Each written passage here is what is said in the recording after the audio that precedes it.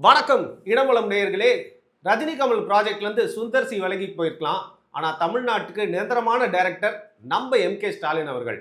முதல்ல டைரக்டாக பேப்பரை பார்த்து படிக்க கூட தெரியாது, துண்டு சீட்டை பார்த்து இது டைரக்டரா? இவர் போய் இறங்கணும்னு பகார்னு ஆச்சு பிகார். மிக விரைவில் காத்து கொண்டிருக்கிறது திகார். அவங்க அப்பா எழுதினார் பூம்புகார். இவரை பற்றி நிறைய வருகிறது புகார் மக்களிடமிருந்து. அதனால் மிக விரைவில் இவருடைய கட்சி தேர்தலில் டமார். என்னங்க தினமலர் மாதிரி ஆக்கிட்டீங்க கடைசியில். டி ராஜேந்தர் மாதிரி தான் நம்மளும். தூய்மை பணியாளர்களை காக்கும் தூயவன், உலக அரசியலில் மாயவன், அரசியல் எதிரிகளுக்கு பேயவன், டெல்டாக்காரன் என்பதால் உழவன், அரசியல் ஞானத்தில் கிழவன் நம்ம எம்.கே. ஸ்டாலினுடைய ஆட்சி. கடைசியா சொன்னீங்க பாருங்க, கிழவன். அதாவது அது ஒண்ணுதான், அதுதான் நிக்குது. வயசு சம்மந்தம் எங்க அவரை பார்த்து அவரு பார்த்தா வந்து யங்கா இருக்காரு. அதாவது இந்த ஞானத்துல சின்ன வயசுலயே உனக்கு இவ்வளவு அறிவாப்பா அப்படின்னு சொல்லுவாங்களே, அந்த மாதிரி வந்து பாத்தீங்கன்னா கூட யாராவது கிழவன்னு சொல்லுவாங்களா?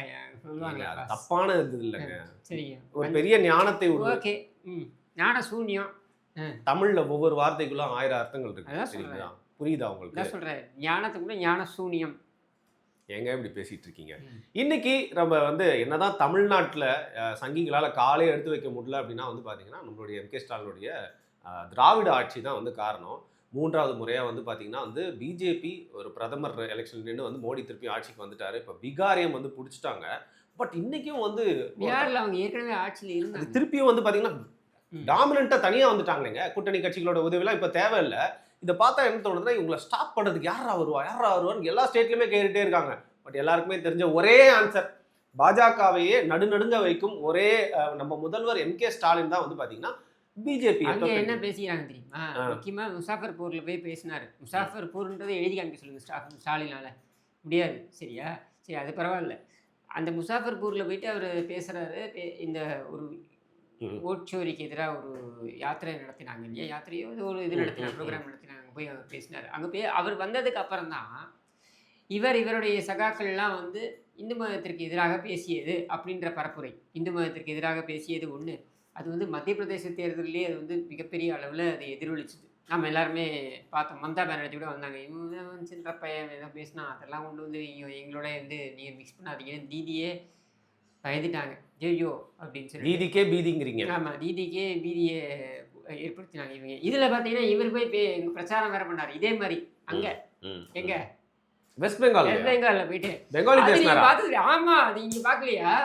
அதில் பார்த்து சுன்சியோ திண்டுக்கல் ரஸ்தாலி அப்படின்னு. திண்டுக்கல் ரஸ்தாலியா? திண்டுக்கல் ரஸ்தாலி அது என்னென்னா, திண்டுக்கல்லேருந்து ஒரிசா வழியாக வெஸ்ட் பெங்காலுக்கு ராஸ்தா ரோடு. அது திண்டுக்கல் ரஸ்தாலி. இவருக்கு தான் ராஸ்தான்னு சொல்ல தெரியாது, ரஸ்தாலின்னு. இவர் அங்கே போய் உனக்கு தமிழே தகுதி தத்தம், இதுல பெங்காலியில் போய் நீ உருட்டுறியாடி அங்கே இல்லை அந்தம்மா வந்து ஆடி போயிடுச்சு. அதே மாதிரி இங்கே தேஜஸ்வி யாதவுக்கு போய் இந்த மாதிரி ரஸ்தாலிக்கு ஸ்டாலின் பேசணுன்னா அவன் பெரிய ரஸ்தாலியாக தூக்கி தேஜஸ்வி யாதவ் வாயில் வச்சுக்கிட்டான், பிஆர்காரன். சரியா? ஏன்னா இவர் பேசுறதெல்லாம் பீகார்காரங்களுக்கு எதிராக இவங்க பேசினாங்கல்ல, பானிபூரி வாயன் அது இதுன்னு பேசலாம். யாரும் இங்கே பேசவே இல்லை. மோடி நிறைய போய் சொல்றீங்க பார்த்தீங்களா? தயாநிதி மாறன் பேசுனது இருக்கு, துரைமுருகன் பேசுனது இருக்கு. வடநாட்டில் இருக்கிறவங்கெல்லாம் வந்து ஒரு மனைவி வந்து 5 பேரை திருமணம் செய்திருப்பாங்க, அந்த மாதிரியான ஆளுங்க இவங்கெல்லாம் அப்படின்ட்டு. இதில் என்ன கொடுமை, துரைமுருகனுடைய சாதி வன்னியர்கள். திரௌபதி அம்மனை வந்து வணங்கக்கூடியவர்கள். இதை மாதிரி பேசுகிறான். சரியா? இப்படி ஒவ்வொரு திமுக காரணம் பேசியது எல்லாத்தையும் அவங்க 15 நாள் போட்டு இது பண்ணுறானுங்க, ஸ்ப்ரெட் பண்ணுறாங்க பிஜேபி. அதுதான் இவங்களுடைய வேலை. அவங்க எடுத்து ஸ்ப்ரெட் பண்ணுவாங்க. மத்திய பிரதேசத்தில் பண்ணாங்கல்ல, சனாதனத்துக்கு எதிராக உதவாநிதி பேசிட்டான்றதை எடுத்து அவங்க ஸ்ப்ரெட் பண்ணாங்கல்ல. அப்போ என்ன ஐடியா நமக்கு என்ன தோணுதுன்னா, காங்கிரஸை முடிச்சு விடுறதுக்கு கூடையே சுற்றுற செவ்வாழைன்ற மாதிரி கூடையே சுற்றுற திமுக காங்கிரஸை இங்கே தமிழ்நாட்டில் பயன்படுத்திக்கிட்டு மற்ற எல்லா இடத்துலையும் காலி பண்ணுறதுக்காக பாஜகவோட ஒரு ரகசிய உடன்படிக்கை போட்டிருப்பாங்களான்னு கூட நமக்கு தோணுது. இப்படிலாம் மூட்டி விடுறீங்க. ஆமாங்க, இங்கே எங்கெல்லாம் செட்பேக் பாருங்கள். வெஸ்ட் பெங்கால்லாம் அவங்க புரிஞ்சுக்கிட்டாங்க. அதனால அவங்க என்ன சொல்லிட்டாங்க, தைரியமாக வந்து அவன் சின்ன பையன், அவனெல்லாம் சொல்கிறதெல்லாம் கணக்கில் எடுத்துக்காதீங்கன்னு சொல்லி அவங்க அதுலேருந்து விலகிட்டாங்க. காங்கிரஸ் விலக முடியாததுனால என்ன ஆயிடுச்சு, அவங்களுக்கு மிகப்பெரிய செட்பேக்குங்க. இந்த சனாதனத்துக்கு எதிராக பேசினதுன்றது சத்தீஸ்கர், மத்திய பிரதேஷ், இங்கெல்லாம்.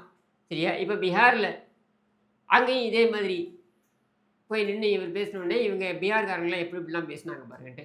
பொதுவாகவே இங்கே என்ன நீங்கள் சொல்கிறீங்க இல்லையா, பாஜகவை வந்து அசைக்கவே முடியாதா, தோற்கடிக்கவே முடியாதா? தோற்கடிக்க முடியும். எப்படி தோற்கடிக்க முடியும் அப்படின்னா, பாஜகவுக்கு எதிராக நீங்கள் வைக்கக்கூடிய அரசியல் என்ன மாதிரியான அரசியல் இருக்கு இல்லையா, அங்கேயும் பாஜகவுக்கு எதிரான ஒரு எதிர்ப்பு அலை என்பது இருக்குது. எந்த அரசாங்கமுமே 20 ஆண்டுகள் 15 ஆண்டுகள் 20 ஆண்டுகள் ஒரு எரிச்சல் வெறுப்பு இருக்கும். அவங்களுக்கு எதிராக வந்து ஒரு எதிர்ப்பு அலைன்றது இருக்கும். சரியா? பிரச்சனை என்னன்னா, இந்த எதிர்ப்புன்றதை மாற்றுன்றது எதை காமிக்கிறீங்க? இன்னைக்கு மக்களுக்கு ஒரு வெறுப்பு வர ஆரம்பிச்சிருச்சுங்க. யார் மேல? பாஜக மேல இருக்கக்கூடிய வெறுப்பை விட கூடுதலான வெறுப்பு யார் மேல? ராகுல் மேலயா? லாலு யாதவுடைய அந்த குடும்பத்து மேல. ஓகே, யாதவ் குடும்பத்து மேல. இது யாதவ் குடும்பம்ன்றதுனால இல்லை, லாலு யாதவுடைய குடும்பத்து மேல. ஏன் அப்படின்னா, அவங்களுடைய ஆட்சி அந்த மாதிரி அவங்க செஞ்சது ஒரு பக்கம். 2வது பக்கம் நீங்க யோசிச்சு பாருங்க, இங்கே லட்சக்கணக்கான பிஹாரிகள் வந்து வேற வேற மாநிலங்களில் போய் வேலை செய்கிறாங்க. மகாராஷ்டிரா, கர்நாடகா, தமிழ்நாடு அப்படின்னு சொல்லிட்டு எவ்வளோ மாநிலங்கள் வேலை செய்கிறாங்க. சரியா? எந்த வேலையுமே செய்யாமல் ஒரு குடும்பம். 95ல் லாலு முதலமைச்சரான காலத்தில் இருந்து பார்த்தீங்கன்னா, அந்த ஜங்கல் ராஜ்னு சொல்லக்கூடிய காட்டாட்சி நடந்தது பாருங்க. மாட்டுத் தீவனத்தில் ஊழலிருந்து ஆரம்பித்து அத்தனை ஊழலும் நடைபெற்ற அந்த காட்டாட்சி இருக்கு இல்லையா, அந்த பீரியடில் சம்பாதிச்ச பணத்தை வச்சுக்கிட்டு இந்த குடும்பம் அது பார்த்தீங்கன்னா மானாவாரியாக விதையாக பெற்று கூட்டிருக்காரு. அந்த ஊருக்காரர்லாம் நந்தி அவர். சரியா? அப்போ என்னென்னா, மிசா பாரதி, தேஜ் பிரதாப் யாதவ், தேஜஸ்வி யாதவ், இது கூட இன்னும் ஒரு 4-5. சரியா? இதெல்லாம் வந்து எவனுமே வேலை செய்கிறது கிடையாது எங்கேயுமே. எல்லாம் முழுக்க முழுக்க வந்து இவன் லாலு பிரசாத் யாதவ் இருந்த பொழுதும் அவரோட மனைவி ராப்ரி தேவி முதலமைச்சராக இருந்த பொழுது சம்பாதிச்ச பணம் அது ஒரு 30-40 தலைமுறைக்கு இருக்குது. இந்த 30-40 தலைமுறைக்கு இருக்கின்ற பணத்தை வச்சுக்கிட்டு சரி சம்பாதிச்சா போ அப்படின்னு இல்லாமல் இன்னமும் நான் வந்து பவரில் வந்து உட்காரணும், இன்னமும் நான் வந்து அரசியலில் வந்து உட்கார்ந்து நான் கோலை வச்சிடுவேன். உங்களோட நீங்கள் நான் இதை பலமுறை நம்ம 2 பேரும் பேசும்பொழுதே நான் வந்து உங்களையே பார்த்து கேட்டிருக்கேன், என்னையும் சேர்த்து தான் நான் கேட்குறேன். நம்மளாம் வந்து ஒரு ரெண்ட்டுக்கோ, ஒரு பவர் இப்போ எலக்ட்ரிசிட்டி பில்லு கட்டுறதுக்கோ, ஒரு இஎம்ஐ கட்டுறதுக்கோ, ஒரு ஃபோன் வாங்கினா அந்த ஃபோனுக்கு கட்டுறதுக்கு கூட நம்ம எவ்வளோ கஷ்டப்படுறோம். இது மாதம் மாதம் நம்மளுடைய பட்ஜெட்டில் அதிகமாகிடுமே இப்படின்றது. இப்போ ஒரு வீடு வீடு எடுத்து ரெண்ட்டுக்கு இருக்கோம்னா கூட அதுக்கும் சேர்த்து பே பண்ண வேண்டியதாக இருக்குது. பேரண்ட்ஸை பார்த்துக்கணுன்னா அதுக்கு பே பண்ணணுமா? அது மாதிரி இருக்காங்கன்னாக்க அவங்களுக்கு பே பண்ண வேண்டியது இருக்குது. இது மாதிரி ஏதாவது ஒரு பிரச்சனை இருக்குது. தேஜஸ்வி யாதவுக்கு அவன் வீட்டு குழந்தைங்களுக்கு ஸ்கூல் ஃபீஸ் கட்டுறதுக்கு அவன் கவலைப்பட்டுருப்பானா? அவனோட அப்பா உடம்பு செய்யாமல் இருக்கார் அப்படின்னு சொல்லி தான் அவன் வெயிலில் வந்து இருக்கார். சரியா? சரி. நடமாடவே முடியலை, உடம்பே சரியில்லை அப்படின்னு சொல்லி பெயில் வாங்குறாரு. வெளில வந்துட்டு என்ன பண்ணுறாரு? பரவாயில்ல, வெயில் கூட இல்லை, தண்டனை கைதி அவர். பரவாயில்ல, வெளில வந்துட்டு வெளில வந்து அவர் மட்டும் நல்லா ஜாலியாக சுற்றுறாரு, சுற்றுறாரு, உலகம் ஃபுல்லாக டூர் அடிக்கிறாரு, இது மாதிரிலாம் பண்ணிக்கிட்டு இருக்காரு. சரியா? ஆனால் அவரோட மெடிக்கல் எக்ஸ்பென்ஸ்ன்னு ஒன்று காமிக்கிறாங்க இல்லையா, ட்ரீட்மெண்ட்டுக்காக இப்போ கூட போயிட்டு வந்தார், சிங்கப்பூர் இங்கே போயிட்டு வந்தார். இதுக்கெல்லாம் வந்து செலவு பண்ணணுமே அப்படின்னு பயந்துக்கிட்டு டென்ஷனாக உட்காந்துக்கிட்டு இன்சூரன்ஸ்க்கு அங்கேயும் இங்கேயும் அலைஞ்சிக்கிட்டு என்னாவது இருக்குமா அவனுக்கு? எதுவுமே கிடையாது. சரியா? சரி, அவன் வீடு ரெண்ட்டு அப்படின்னு ஏதாவது கவலைப்படணுமா? அதுவும் கிடையாது. எதை பற்றியும் அவன் கவலைப்பட வேண்டிய அவசியமே கிடையாது. அவனுடைய கவலை இன்றைக்கி என்ன? அந்த கட்சி. இந்த கட்சியில் இவன் வந்து இந்த கட்சி எதுக்கு இங்கே உருவாக்கப்பட்டது? முலாயம் சிங்காக இருக்கட்டும், லாலு யாதவாக இருக்கட்டும், இவங்களாம் யாருடைய இதில் இருந்தாங்க? சோசியலிஸ்ட் மையமாக வைத்து கொண்டு வரப்பட்ட ராம் மனோகர் லோஹியா, இவர் ஜெயபிரகாஷ் நாராயண், இவங்க எல்லாம் தான் பேஸாக கொண்டு வர. இப்போ இந்த மாதிரியான பேஸாக கொண்டு வந்துட்டு ஏதாவது சம்மந்தம் இருக்கா? இந்த கட்சி யாருக்காக உருவாக்கப்பட்டது? ஒடுக்கப்பட்ட மக்கள்கள், பிற்படுத்தப்பட்ட மக்கள், அப்புறம் இவங்க பேர் என்ன, இந்த மைனாரிட்டிஸு, இந்த மாதிரியான இருக்கவங்களுடைய உரிமைகளுக்காக போராடுவோம்னு கட்சியை உருவாக்கிட்டு இன்றைக்கி அந்த கட்சி இருக்கணும்னாலே இந்த மக்கள்லாம் சேர்ந்து போராடணும். யாருக்காகனா இந்த ஒரு குடும்பத்திற்காக அப்படின்னு மாற்றி வைக்கிறது என்ன மாதிரியான ஒரு அரசியல்? இதில் வெறுப்பாயிட்டாங்கலாம். கண்டிப்பாக ஒரு வெறுப்பு வரும்ல, கசப்புணர்வு வரும்ல. 32 வயசோ 33 வயசோங்க தேஜஸ்வி யாதவுக்கு தாங்க வயசு. ஆனால் முதலமைச்சர் ஆகணுன்ற ஆசை இருக்குது. அப்படி ஜெயிச்சிருந்தா யங்கஸ்ட் சீஃப் மினிஸ்டர் இந்தியாவில் அப்படின்னு வந்திருக்கலாம். சரியா? சொல்லுங்க, என்ன குவாலிஃபிகேஷன், என்ன உழைத்தான்னு கேட்குறீங்க? என்ன குவாலிஃபிகேஷன் இருக்கு? ரைட்டு. சரியா? இதுக்கு என்னத்தமா சொல்லுவாங்க? அவளுக்கு ஓட்டு போட்டாங்களே மக்கள் ஓட்டு போட்டாங்கல்ல, மக்கள் ஓட்டு போட்டு தான் அவன் எதிர்கட்சி தலைவராக வந்து உட்காந்தான். துணை முதலமைச்சராக கூட இருந்தான்னு நினைக்கிறேன், நிதிஷோட அலையன்ஸில் இருந்தபோது. மக்கள் எதுக்கு எப்படி ஓட்டு போட்டாங்க? அவங்க கட்சியில் கொண்டு வந்து நிறுத்தினாங்க, இவனை முகமாக நிறுத்தினாங்க, அதனால் ஓட்டு போட்டாங்க. இல்லைனா போட்டிருப்பாங்களா? வாய்ப்பில்லை. இல்லையா? இப்போ இதுக்கு என்ன எக்ஸ்ப்ளனேஷன் கேட்பாங்க தெரியுமா? நம்ம சொன்னோம்னாக்க, டாக்டரோட மகன் டாக்டர் ஆகக்கூடாதா? கூடாதா அப்படின்னு கேட்பாங்க. வக்கீலோட மகன் வக்கீல் ஆகக்கூடாதா? உங்களுக்கு டாக்டரோட மகன் டாக்டர் ஆகலாம், வக்கீலோட மகன் வக்கீல் ஆகலாம். சரியா? ஆனால் அதுக்கு படிக்கணும், அதற்கான தகுதி நீ அடைந்துட்டு எக்ஸாம் தான் ஆக நீ முடியும். எக்ஸாம் எழுதணும்ல. மெனக்கெட்டே ஆகும். டாக்டரோட மகன் டாக்டர் வீட்டிலே இருக்கும்பொழுது ஊசி போடும்போதெல்லாம் அவனே பார்த்து பார்த்து வளர்ந்துருக்கான். அதனால அவன் டாக்டர் ஆகிடலாம். அப்படியே அன்புமணி டாக்டர் ஆனாரு இல்லையே, படிச்சுதான் படிச்சுதானே ஆனாரு. அப்போ ஆனால் அதே அன்புமணி அரசியல்வாதின்னு வரும்பொழுது அவருடைய தகுதி என்னன்றது அலசி ஆராயப்பட வேண்டியதாக இருக்குது. அவருடைய தந்தையே அந்த விமர்சனத்தை கொண்டு வந்ததுனால ஏன் வருது? ஏன்னா கட்சியை கொண்டு போய் ஓட்ட கொடுத்துட முடியுமா? இந்த கட்சி எதுக்கு உருவாக்கப்பட்டது? இன்னைக்கு ஏன் அவர் அன்புமணி மருத்துவர் ராமதாஸ் சொல்கிறார் நான் தப்பு பண்ணிட்டேன்னு ஏன் சொல்கிறாரு? ஏன்னா ஒரு கட்சி ஒரு பிற்பட்ட வகுப்பினருக்காக உருவாக்கப்பட்டது. அன்புமணி ராமதாஸ் என்பவர் கிராமமாக போய் உட்கார்ந்து அந்த கட்சியே வளர்த்தார். ராமதாஸ் எதுக்காக வளர்த்தாரு? மருத்துவர் ராமதாஸ் எதுக்காக வளர்த்தாரு? கிராமமாக போய் வளர்த்தது இந்த கட்சி எதுக்காக? பெரிய நோக்கத்துக்காக. பிற்பட்ட வகுப்பு ஊமை சனங்களாக இருக்கக்கூடிய இந்த சனங்களுக்காக நான் வளர்க்கிறேன் என்று வளர்த்தார். இதற்காக எத்தனையோ பேர் உயிரை கொடுத்தான். சரியா? இப்படி கொடுத்தவன் யோசிச்சு பாருங்க, அவரே ஒரு வார்த்தை விடுறாரு. இவங்களுடைய சண்டை நடந்துக்கிட்டது போது ஒரு வார்த்தை விடுறாரு. என்ன சொல்றாரு? இந்த கட்சி அதுக்கப்புறம் உனக்கு தானே அப்படிங்கிறாரு. இதை யார் நியாயப்படுத்துறாங்க தெரியுமா? பழக்கருப்பையா போன்ற அறிவு சார்ந்து பேசக்கூடியவர்கள் இதை நியாயப்படுத்துகிறார். தந்தையோடைய சொத்து மகனுக்குத்தானே. எப்படி பொது சொத்து எப்படி தந்தையோட சொத்தாகும்? இல்லை, இந்த பீகார்லேயே போனீங்கன்னா அந்த தேஜஸ்வி யாதவ், அப்புறம் ஸ்டாலின் அண்ட் ராகுல் எல்லாம் ஒரு செல்ஃபி எடுத்து போட்டிருப்பாங்க. அதே பார்த்தீங்களா, இதெல்லாம் ப்ராடக்ட் ஆஃப் நெப்போட்டிசம் அப்படின்னு போட்டிருந்தாங்க. ஏன் அந்த ப்ராடக்ட் ஆஃப் நெப்போட்டிசம் சொல்கிறது தெரியுமா? ஜஸ்ட் நீங்கள் திங்க் பண்ணி பாருங்க. இவருடைய மோதிலால் நேரு ஜவஹர்லால் நேருவை கொண்டு வரார் அரசியலுக்கு. சரியா? அது அந்த சமயத்தில் ஏன் அதை வரவேற்கப்பட்டதுன்னா, மோதிலால் நேரு ஜவஹர்லால் நேரு மிகப்பெரிய செல்வந்தர். ரைட்டு. அந்த பணத்தை எல்லாம் அவங்க கொண்டு வந்து இந்த கொட்டுறாங்க, இயக்கத்துக்காக கொட்டுறாங்க. உண்மையிலேயே ஜவஹர்லால் நேரு அவரோட சொத்தை எல்லாம் எழுதி கொடுத்தார். உண்மையா வந்தவர் எழுதி கொடுத்தார். தன்னுடைய சொத்தை நீ எழுதி கொடுத்து நீ வர அப்படின்னும் போது இந்த சமுதாயத்துக்கு ஏதோ செய்ய வேண்டும்னு நீ வர, அதை ஏற்றுக்கலாம். சரியா? அதை நம்ம ஏற்றுக்கிறோம். அப்போ மோதிலால் நேருவோட மகன் ஜவஹர்லால் நேருவா இருக்காருன்னா பரவாயில்ல. 2 பேரும் சம்பாதிச்ச சொத்தை கொண்டு வந்து நாட்டு மக்களுக்கு தானே கொடுத்தாங்க. ஜெயிலுக்கு போனாரு, கஷ்டப்பட்டாரு, எல்லாம் பண்ணாரு. அதெல்லாம் கூட டிபேட்டபிள். அவர் ஜெயிலில் என்ன கஷ்டப்பட்டார்? 9 வருஷம் ஜெயிலில் இருந்தாருன்னா சிட்டகாங் இது மாதிரியான ஊர்களில், அதாவது ஒரு ஹில் ஸ்டேஷனில் கொண்டு போய் அவங்களெல்லாம் ஒரு கெஸ்ட் ஹவுஸ் மாதிரி தங்க வச்சாங்க. அவ்வளோதான். இவர் வஉசி மாதிரியோ சவர்கர் மாதிரியோ இவங்கெல்லாம் போய் செக்கு இழுக்க வைக்கல, அதையெல்லாம் பண்ண வைக்கல. ஸ்டாலின் மாதிரி கலைஞர் மாதிரி கஷ்டப்படல. ஸ்டாலின் வாயம் வச்சாங்க. அது எதுக்குன்னாக்கா அது வேற ஒரு கசமுசா கேஸ். அது மிஸ்ஸா இல்லை, கசமுசா. அதனால் அதை விட்டுருங்க. பட் இந்த மாதிரி பண்ணலை. கருணாநிதி ஒன்றும் பெரிய நீண்ட நாட்கள்லாம் சிறையிலலாம் இருக்கல. ஏன்னா ஒரு கலவரத்தை ஏற்படுத்தினார். அந்த கலவரத்தை ஏற்படுத்தினால அவர் சிறைக்கு போனார். ஒரு இதில் பேர் என்ன, இந்த டால்மியாபுரம் அப்படின்றதுக்கு எதிராக கள்ளுக்குடி அப்படின்றதுல. உடனே இதை எக்ஸ்பிளைன் பண்ணுங்க. நீங்கள் பேசுறீங்க, நான் சொல்கிறேன். நீங்கள் சும்மா அப்படி ஊடார இதில் நுழைக்க முடியாது நீங்கள் இவங்க. பட் என்னென்னா அவங்க குடும்பத்துக்கு கொடுத்தாங்க. இப்போ இந்திரா காந்தி எடுத்தீங்கன்னா கேள்வி வந்தது, ஏன் நேருவோட மகள் அப்படின்றது வேற என்ன குவாலிஃபிகேஷன்? உண்மைதான். இப்போ அங்கேருந்து சரிவு ஆரம்பிக்குது. என்ன, இந்திரா காந்தியோட மகன் Rajiv. What is his contribution? அவர் வந்தார், அவர் நிறைய செய்தார் அப்படின்னா, அவர் ஆக்சிடென்டலாக நுழைக்கப்பட்டார். அவருக்கு விருப்பம் கிடையாது. நுழைக்கப்பட்டதுக்கு அப்புறம் அவர் செஞ்சாருன்றதுல என்ன பெருமை இருக்கு? அப்போது அது ஒரு டிசாஸ்டராக போய் முடியும் அப்படின்றத இன்றைக்கி நம்ம காங்கிரஸில் பார்க்குறோம். ராஜீவ்காந்தி வரைக்கும் கூட ஏதோ அரசியலில் கொஞ்சம் அரசியல் புரசலாம். ராஜீவ்காந்திக்கு அப்புறம் நீங்கள் எடுத்து பாருங்க, சோனியா காந்தி அவங்களுடைய குவாலிஃபிகேஷன் என்ன? இந்த மண்ணின் மருமகள். என்ன குவாலிஃபிகேஷன் இருக்க முடியும் இதுக்கு மேலே? ஆனால் நீங்கள் என்ன சொன்னாலும் அவர் எடுத்து வைக்கிற அரசியல் அது எடுபடலைன்னு வேணா சொல்லலாம். ராகுல் உழைக்கலன்னு சொல்ல முடியும். என்னங்க நீ என்ன உழைக்கல? உழைப்புனா என்ன? ஒரு கான்ஸ்டுவன்சியில் நீ ஏதாவது செஞ்சுக்கணும். ஒரு செட் ஆஃப் மக்களுக்காக நீ ஏதாவது கொண்டு வந்து. இந்தியா முழுக்க பயணம் பண்ணுறாரு, நடைப்பயணம் போகிறாரு. இது பாஜக எதிராக தொடர்ந்து சண்டை செஞ்சுட்டு தானே இருக்காரு. அதுதான் சொல்கிறேங்க. நீங்கள் இந்தியா முழுக்க நீங்கள் நடைபயணம் பண்ணி என்ன பண்ணுறீங்க? நீங்கள் இந்தியா முழுக்க நடைபயணம் மேற்கொண்டு நீங்கள் என்ன ஒரு மாற்றத்தை கொண்டு வந்தீங்க? இப்போ ரத யாத்திரா வந்தார் அத்வானி இந்தியா முழுக்க. இது ஏன் ஒரு சர்ச்சையானது? ஏன்னா அதுக்கு பின்னாடி இருக்கிற நோக்கம் ராமர் கோயில் நோக்கம். ராம் ஜென்ம பூமின்றது ஒரு மூவ்மெண்ட். அது 500 ஆண்டுகளாக இருக்கக்கூடிய ஒரு போராட்டம், 200 ஆண்டுகளாக நடக்கக்கூடிய ஒரு சட்ட போராட்டம். சரியா?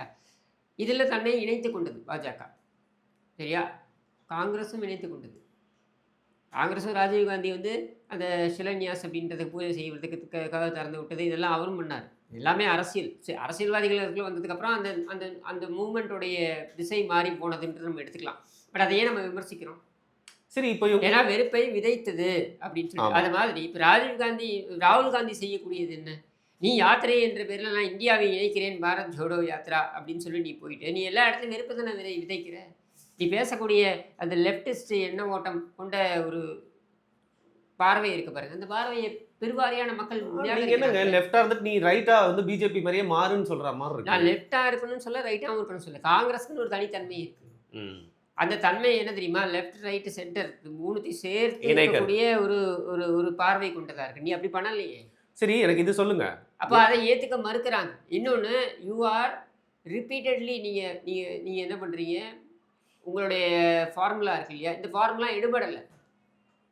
அப்போ அதை மாற்றணும். தொடர்ந்து அந்த ஃபார்முலா எடுபடலை. அப்போ அந்த ஃபார்முலாவை நீ மாற்றணும், இல்லை நீ மாறணும், இல்லை ஒன்றை மாற்றணும். இந்த மூணுத்துல ஏதாவது ஒன்று தான் நடக்கணும். இந்த மூணுமே நடக்கலைன்னா என்னென்னு எடுத்துட்டீங்க. அதுதான் அப்படியே நான் பொறுத்து கேட்குறேன். இப்போ திமுகன்னு எடுத்துக்கோங்க. திமுக எதற்காக உருவாக்கப்பட்டது? மொழி போராட்டம். அண்ணா அவர்கள் எதற்காக உருவாக்கினார்? மொழி போராட்டங்க. அதுக்கப்புறம் பெரியார் விட்டு வெளில வந்து தேர்தல் அரசியலுக்கு வராங்க. அப்போது நீதி கட்சியுடைய பயணம், அதோடைய நீட்சி அப்படின்னு சொல்லி தேர்தல் அரசியல் நம்ம எதிர்கொள்ள வேண்டும்னு வந்து இங்கே சமுதாயத்தில் ஒரு மிகப்பெரிய ஒரு தாக்கத்தை ஏற்படுத்தணும். எப்படி ஏற்படுத்தணும்? பிற்பட்ட வகுப்பினர், பணையார் மென்டாலிட்டியில் இருக்கக்கூடியவர்களுக்கு ஒரு மாற்று, இப்படியெல்லாம் வந்து நிறைய சொல்லி தான் நாங்கள் வந்து இளைஞர்கள், சமூக நீதி, இப்படியெல்லாம் பேசி, பெண்கள் உரிமை, இப்படியெல்லாம் பேசி தானே நீங்கள் வந்து இந்த கட்சியை உருவாக்கினீங்க. அப்போ இந்த உயரிய நோக்கத்துக்காக இந்த கட்சி உருவாக்கப்பட்டது. சரியா? இந்த உருவாக்கும் போது இருந்த அந்த 5 தலைவர்கள் இருப்பாங்க பாருங்க. இந்த 5 தலைவர்கள் அவர்களுடைய குழந்தைகளுக்கு சொத்தாக இதை விட்டு போகணும்னு நினைச்சாங்களா திமுகவை? இல்லை. இதுக்காக இது உருவாக்கப்பட்டதா? இல்லை. அப்போது மிகப்பெரிய எழுச்சியுடன் இந்த திமுகவை ஆதரித்தது எதற்காக? இந்த மாதிரியான உயரிய கொள்கைகள், சிந்தனைகள் இதெல்லாம் இருக்குது அப்படின்றதுக்காகத்தானே இதை வந்து ஆதரிச்சாங்கன்னும் பொழுது இன்றைக்கி அதை எப்படி கொண்டு வந்து வச்சுருக்கீங்க தெரியுமா? மக்களுக்காக உருவாக்கப்பட்ட இயக்கத்தை இன்றைக்கு இந்த இயக்கம் உங்களுக்காக எவ்வளவோ பண்ணியிருக்கு பாருங்க. அந்த இயக்கத்துடைய தலைவர் எவ்வளவோ பண்ணியிருக்காரு பாருங்க. அதனால் அந்த தலைவருடைய குடும்பத்தை நாம் வந்து வாழ வைக்கணும் அப்படின்றதுக்காக மக்களுக்காக இயக்கம் அப்படிங்கிறது மாதிரி இந்த இயக்கத்துக்காக மக்கள் இருக்கிறது கூட பரவாயில்ல. இந்த இயக்கம் நிற்கணும்னா, இந்த இயக்கம் இருக்கணும்னா இந்த குடும்பம் தான் நடக்கும். அதனால தான் அவன் சொல்கிறான் பாருங்க. அவன் வந்து சொல்கிறது வந்து ஒரு முட்டாள்தனமாலாம் இல்லை. நீங்கள் நகைச்சுவையாக கடந்து போகலாம். அவன் சொல்கிறான் பாருங்க, ஒருத்தர் மேடையில் நின்றுட்டு, அந்த குடும்பம் தான் நமக்கு எல்லாம். அது இன்ப நீதி தான். அந்த இன்ப நிதியை நான் பார்த்துட்டு முதலமைச்சரை பார்த்து தான் நான் சாவேன்றான். ஏன் சொல்கிறான்? ஏன்னா இந்த இயக்கம் மக்களுக்காக இயங்கும் அப்படின்றது மாதிரி இந்த இயக்கத்தில் பிழைக்க வந்தவர்கள், பிழைப்பு தேடி வந்தவர்கள், இந்த இயக்கத்தை மக்களை காண்பித்து இந்த இயக்கத்தில் பிழைத்து கொண்டிருப்பவர்கள், இவர்கள் வந்து ஒற்றுமையாக இருக்க வேண்டும் என்றால் இந்த குடும்பம் இருந்தால்தான் இது ஒற்றுமையாக இருக்க முடியும்ன்ற நிலை வந்துருச்சு. சரி, இப்போ அந்த நிலை வந்ததுனால தான் இந்த குடும்பத்தை தக்க வைக்கிறதுக்காக இந்த இயக்கம். அதனால் இந்த இயக்கத்தை நம்ம ஆதரிக்கணும்னு மக்கள்கிட்ட போய் விற்கிறான். புரியுது. எங்கே ஆரம்பித்து எங்கே வந்து நிற்கிறேன் நீ? இல்லைங்க, சரி, கடைசியாக எனக்கு ஒரு விஷயம், ஒரு ஃப்ரஸ்ட்ரேஷனில் தான் கேட்குறேன். காங்கிரஸ் கட்சியோ இல்லை பாஜகவோ, எனக்கு காங்கிரஸ் கட்சியை விட பாஜக மேலே வந்து இன்னும் கொஞ்சம் வெறுப்பு கூட அதிகமாக இருக்கலாம். ஆனால் எந்த கட்சியாக இருந்தாலும் தமிழகத்தில் திமுகவும் சரி அதிமுகவும் சரி, என்னை பொறுத்தவரைக்கும் என்னோட பார்வையில் தொடர்ந்து ஆட்சியில் இருக்கிறது அப்படிங்கிறது ஜனநாயகத்துக்கு நல்லதில்லை. அது வந்து பார்த்தீங்கன்னா வந்து நிறையா குற்றங்களை வந்து மறைக்கப்படும். அது வந்து சர்வாதிகாரத்துக்கு நோக்கி மாற்று என்னன்றது இல்ல. இப்போ பாஜக தொடர்ந்து 3வது முறையா மோடியோட ஆட்சியும் சரி, இந்த மாதிரி ஒவ்வொரு ஸ்டேட்டே வந்து தக்க வைக்கிறது, இன்னும் எக்ஸ்ட்ராவா பிடிக்கிறது, காங்கிரஸ் அப்படிங்கிற ஒரு கட்சி வந்து டிக்ளைன்ல ஃபேடாவே ஆயிட்டே போறது நாட்டுக்கு நல்லது இல்ல. அதை நீங்க ஒத்துப்பீங்களா? நீங்க அதுக்கு தான் சொல்றேன் நான். காங்கிரஸ் இவ்வளவு நேரம் நான் ஏன் இது நீட்டி இல்ல புரியுது. அதனால நீங்க இந்த பாயிண்ட் நீங்க ஏத்துப்பீங்களான்னு கேக்குறேன். இந்த பாயிண்ட் நான் ஏத்துக்கிறதுனால தான் இவ்வளவு தூரம் பேசுறேன் நான். ஜனநாயகத்துக்கு ஒரு கட்சி தொடர்ந்து நாங்கள் மட்டுமே ஆட்சியில் இருப்போம் அப்படின்னு சொல்கிறது நல்லதில்லை அப்படின்னா அந்த கட்சிக்கு எதிரான மாற்று என்ன? நீங்கள் அந்த கட்சிக்கு எதிரான மாற்று ஒரு குடும்ப கம்பெனி அப்படின்றத கொண்டு வந்து நிறுத்துவீங்கன்னா நான் ஏன் இதை ஏற்றுக்கணும்? இன்றைக்கி திராவிட முன்னேற்ற கழகம் போக வேண்டும் என்று சொல்வதற்கான பிரதான காரணம் என்ன?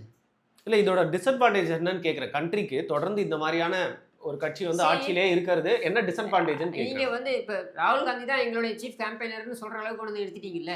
பாஜக என்ன சொல்கிறாங்க? தேஜஸ்வி 2 நாள் தான் பண்ணிட்டான். கடைசி 5 நாள் ராகுல் காந்தி வந்து உள்ள இறங்கி வர்றா களத்துல. அது போறோம் எங்களுக்கு அப்படின்னு சொல்றான்ல. இப்போ நீங்க அதே பீகார்லயும் எடுத்துக்கோங்க. சி இந்த லாலு குடும்பம் இருக்கு இல்லையா? இவங்க வந்து நாங்கள் வந்து பாஜகவை எதிர்க்கிறோம் அப்படின்னு படம் காமிச்சிட்டு வர்றது இருக்கு இல்லையா? நான் என்ன சொல்றேன், பாஜகவோட டேஞ்சரஸா ஒண்ண பார்க்க வேண்டியதா இருக்கு. ஏன் பார்க்க வேண்டியதா இருக்குன்னா, இது ஒரு குடும்பத்துக்கு பாஜக என்பது ஒரு இயக்கம். என்றைக்கு வேண்டுமானாலும் தோல்வியை நம்ம வந்து கொண்டு வந்து பாஜக கொடுக்க முடியும். பட் ஒரு குடும்பத்துக்கு நீ கம்பெனி மாதிரி நீ எழுதி வச்சுட்டு இந்த கம்பெனி தான் இருக்கும் அப்படின்னு சொல்றதை எப்படி நீ ஏத்துக்க முடியுது? இதான் வந்து ஒர்க் அவுட் ஆகல அப்படிங்கிறீங்க. திஸ் ஷுட் நாட் ஒர்க் அவுட்ன்ற நான். இது ஒர்க் அவுட் ஆகலைன்றதை விட இது ஒர்க் அவுட் ஆகக்கூடாதுன்ற நான். இப்போ உதாரணத்துக்கு சரத்பவார் குடும்பம், அவங்க மகள் சுப்ரியா சுலே, அவங்க என்ன வாட் இஸ் ஹர் கான்ட்ரிபியூஷன் சொல்லுங்க. சரத்பவாருடைய மகள் என்பதை தவிர்த்து வேறு என்ன இருக்கு? அஜித் பவார். இவ அஜித் பவார்ன்றவர் யாரு? சரத்பவாரோடைய வளர்ந்தவர், சரத்பவாரோடைய கசினோ சரத்பவாரை பார்த்து பார்த்து சின்ன வயசுல இருந்து வளர்ந்தவர். சரியா? தவிர்த்து வேறு என்ன நீங்கள் குவாலிஃபிகேஷன் சொல்லுவீங்க? இதெல்லாம் எப்படி குவாலிஃபிகேஷன் ஆகுன்றதான் என்னுடைய கேள்வி. ஓகே, அவரோடய இருந்தார், அவரை பார்த்து வந்தார், அதனால் அவர் வந்து அரசியல் கொண்டு வருது. எப்படிங்க ஏற்றுக்க முடியும்? இல்லை இப்போ நீங்கள் இது மட்டும் அம்பேர் திஸ் ஹாஸ் டு ஸ்டாப்ல. இது ஏதோ ஒரு இடத்துல இதுக்கு வந்து ஒரு முற்றுப்புள்ளி வைக்கணும்ல. இப்போ திமுகவே எடுத்துக்கோங்க. ஏன் திமுகவுக்கு வேற ஒரு தலைவரே வர முடியாதா? வரக்கூடாதா? ஸ்டாலின் வரைக்கும் நீ கொடுத்த எக்ஸ்பிளேஷன் கூட ஏற்றுக்கலாங்க. அதுக்கப்புறம் நீ உதவாநிதினு கொண்டு வந்து நுழைக்கிறல்ல, அந்த இடத்துல எதுக்காக நீ நுழைக்கிற அப்படின்றதுக்கு ஒரு நியாயமான பதிலை இது வரைக்கும் யாராவது சொல்லியிருக்காங்களா? அது முட்டு கொடுக்கறதுக்கு 1000 பேர் வரான். இவெல்லாம் அறிவு திருவிழான்னு சொல்லி வேற உட்காந்தா பாருங்க. இல்லை, முட்டு கொடுக்கறதுக்கு 1000 பேர் வருவாங்க. நியாயமான நீங்கள் ஏன்னா நீ ஈவேரா பற்றி பேசுகிற, நீ பகுத்தறிவு பற்றி பேசுகிற அப்படின்னா பகுத்தறிவு உனக்கு இது கற்றுக் கொடுக்குதா? சனாதனத்துக்கு எதிராக பேசுகிற அப்படின்னா இதான் கற்றுக் கொடுக்குதா? இது கற்றுக் கொடுக்குதா? இது என்ன உன்னுடைய தாட் ப்ராசஸ்? இதை எப்படி நீங்கள் ஏற்றுக்கிறீங்க? சரி, இப்போ நீங்கள் பீகார் விஷயத்தை பற்றி பேசி இங்கேயும் ஈக்குவேட் பண்ணி பேசியிருக்கீங்க. ஸோ இந்தியா முழுக்க இருக்கக்கூடிய கேள்விங்க இது. உமர் அப்துல்லாவுடைய ஃபேமிலியாக இருக்கட்டும், இந்த பக்கம் அவங்க அங்கே மெஹபூபா முஃப்தியாக இருக்கட்டும், இல்லை இந்த பக்கம் மம்தா பானர்ஜியோட பேரை சொல்லி அவங்களுடைய கசினாக இருக்கட்டும், அண்ட் சந்திரபாபு நாயுடுவோடைய நாரா லோகேஷாக இருக்கட்டும். சி எப்படி பார்த்தாலுமே you are not able to accept this. And இது எல்லா துறையிலையும் இருக்குங்க. இது எல்லா துறையிலையும் இருக்கு. நீதித்துறையில் எடுத்து பாருங்க. நீங்கள் சுப்ரீம் கோர்ட்டுடைய டாப் ஜட்ஜஸ் எடுத்து பாருங்க. யாரோ ஒருத்தருடைய மகன், ஏதோ ஒரு ஜட்ஜோடைய மகன், ஆனால் அட்லீஸ்ட் அங்கே என்ன உங்களுக்கு ஒரு படிச்சுட்டு வராங்க, அவங்க படித்து தேர்ச்சி வாங்கிட்டு அவரும் எக்ஸாம் எழுதணும், மற்றவங்களும் எக்ஸாம் எழுதணும். சரியா? அதில் ப்ரிவிலேஜ் அப்படின்னு காமிக்கப்பட்டது அப்படின்றத நம்ம ஏற்க முடியாது அப்படின்னு நம்ம சொல்கிறோம். அங்கேயே நம்ம ரிஃபார்ம் கொண்டு வரணும்னு சொல்கிறோம், சீர்திருத்தம் கொண்டு வரணும்னு நம்ம சொல்கிறோம். அப்படின்னு இது எப்படிங்க? How to you accept it சொல்லுங்கள். ரொம்ப ஒரு டீப்பான ஒரு அனாலிசிஸ் தான் நினைக்கிறேன். உங்களோட பாயிண்ட்ஸ் வந்து பார்த்தீங்கன்னா வந்து 2 சைடுமே நிறைய தாக்கத்தை வந்து ஏற்படுத்தும். அதாவது வந்து பார்த்தீங்கன்னா ஃபார் அண்ட் எகெயின்ஸ்ட்னு சொல்லிட்டு 2 சைடுமே வந்து யோசிக்க வச்சிருக்கு. மிக்க நன்றி.